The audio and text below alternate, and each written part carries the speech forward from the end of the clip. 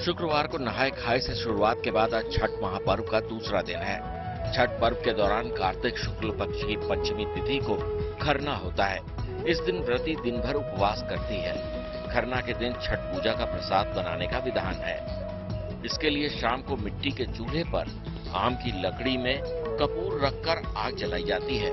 फिर कांसा, पीतल या फिर मिट्टी के बर्तन में गाय के दूध, अरवा चावल और गुड़ से बनी खीर और रोटी का प्रसाद तैयार होता है।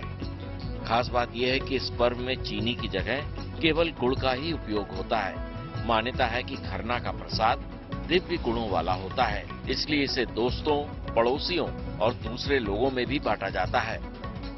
श्रद्धा भाव से व्रतियों का आशीर्वाद लेकर लोग इस प्रसाद को खाते हैं। रात में इस खीर को खाकर 36 घंटे का कठिन व्रत रखा जाता है।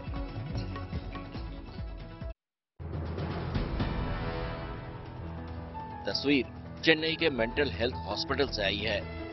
चेन्नई के institute of mental health Kilpauk में इलाज करवाकर ठीक हुए 2 मरीज शादी के बंधन में बंध गए।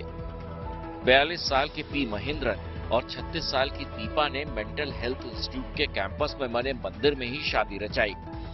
दरअसल महेंद्रन और दीपा 2 साल पहले मेंटल हेल्थ से जुड़ी समस्याओं का इलाज करवाने के लिए इंस्टीट्यूट में भर्ती हुए थे। कुछ समय तक चले इलाज के बाद दोनों ठीक हो गए। इसी दौरान महेंद्रन को दीपा बेहद पसंद आ गई और उन्होंने दीपा को शादी के लिए प्रपोज कर दिया। दीपा ने कुछ समय बाद उनका प्रस्ताव स्वीकार कर लिया।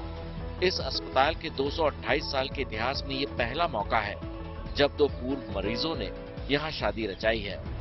इस खास मौके पर राज्य के स्वास्थ्य मंत्री M.A. सुब्रमण्यन खुद दूल्हे को शगुन का धागा देने पहुंचे, तो वहीं इस खास शादी में राज्य सरकार के मंत्री शेखर बाबू और सांसद दयानिधि मारन भी शरीक हुए।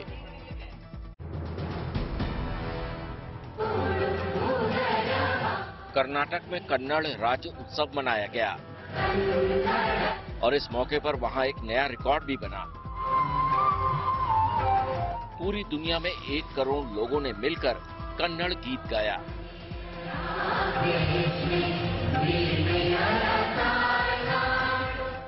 पचास से ज्यादा देशों में मौजूद कर्नाटक के लोगों ने इस कार्यक्रम में हिस्सा लिया। बेंगलुरु में हुए कार्यक्रम में कर्नाटक के मुख्यमंत्री और उनके कैबिनेट मंत्री भी शामिल हुए। इस मौके पर वहां सुरक्षा के भी कड़े इंतजाम देखने को मिले।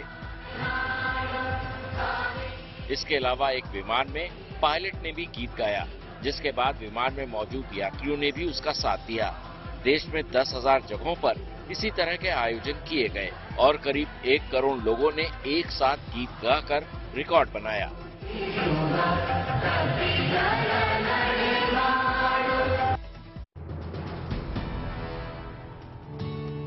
देश की रक्षा तैयारियों को बढ़ावा देते हुए रक्षा मंत्री राजनाथ सिंह ने उत्तरकाशी में नेलांग बॉर्डर पर 10 करोड़ रुपए की लागत से BRO द्वारा बनाए गए पुल का लोकार्पण किया। हालांकि अभी 4 पुलों का बनना बाकी है, जिस पर काम तेजी से चल रहा है। BRO वहां पर भारत-चीन सीमा तक रोड कनेक्टिविटी को लगातार विकसित कर रहा है। इसी कड़ी में सीमा सड़क संगठन इन 3 पुलों का निर्माण कर रहा है। इतना ही नहीं, इस कार्यक्रम में रक्षा मंत्री ने इन पुलों के साथ ही देश की 75 अन्य परियोजनाओं का भी वीडियो कॉन्फ्रेंसिंग के जरिए लोकार्पण किया। इस मौके पर सेना, ITBP और BRO के अधिकारी भी मौजूद थे।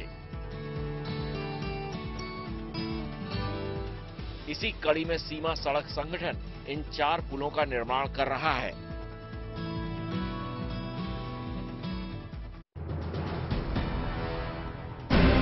तस्वीर में 2 शख्स सिक्कों की गिनती करते नजर आ रहे हैं, लेकिन ये कितने सिक्के हैं, ये जानकर आप हैरान हो जाएंगे।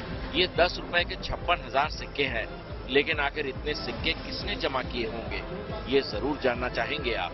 तस्वीरें उत्तराखंड के ऊधम सिंह नगर जिले की हैं। यहाँ एक पति अपनी पत्नी की इच्छा पूरी करने के लिए कई सालों से पैसा इकट्ठा कर रहा था और बीते धनतेरस पर वो अपनी पत्नी के लिए स्कूटी खरीदने बाइक के शोरूम पर पहुंचा। आकाश गुंबर नाम के शख्स ने पत्नी के लिए स्कूटी खरीदी और कैश पेमेंट की बात कहते हुए 10 के सिक्कों से भरा 3 बोरा शोरूम के मालिक के सामने रख दिया।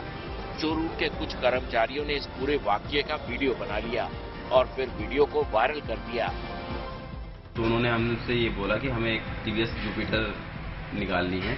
तो हमने पेमेंट मोड उनसे पूछा कि सर आप कैश कराएंगे फाइनेंस कराएंगे? तो उन्होंने कहा कैश कराएंगे। तो उन्होंने अपने सिक्कों से भरा 3 बैग हमारे सामने रख दिया।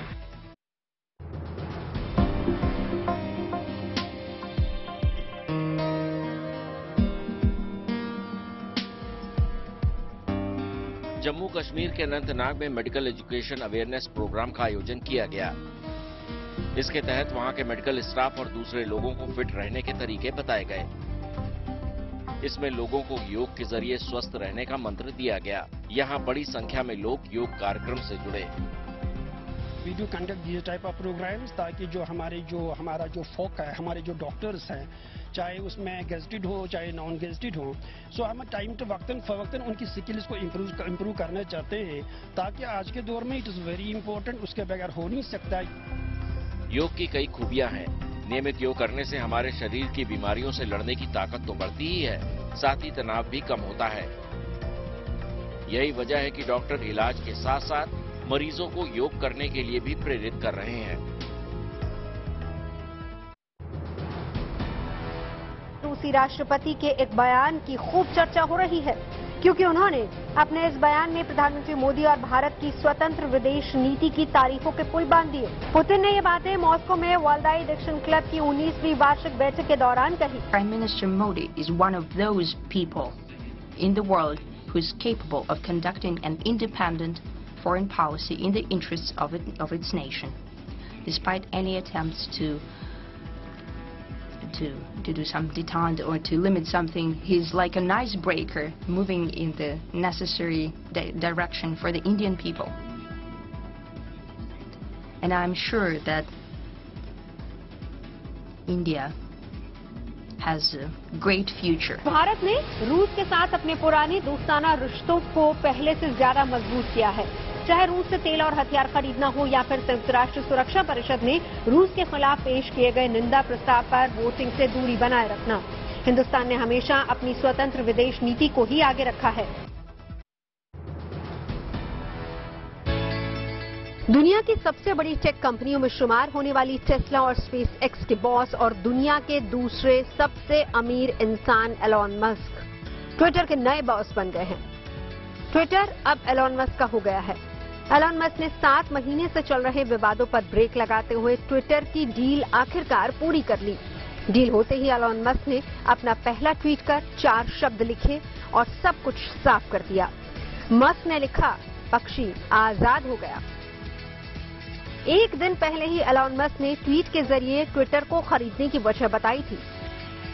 उन्होंने बताया था कि मानवता की मदद करना चाहते हैं और ऐसा प्लेटफॉर्म मानव सभ्यता के भविष्य के लिए जरूरी है। दरअसल एलॉन मस्क कई मौकों पर ट्विटर के काम करने के तरीकों पर सवाल उठा चुके हैं, तो ऐसे में माना जा रहा है कि वो इसके कामकाज के तरीकों में बड़ा बदलाव भी ला सकते हैं। मस्क ने फ्री स्पीच की वकालत की थी, यानी ट्विटर नए नियमों को लागू कर सकता है।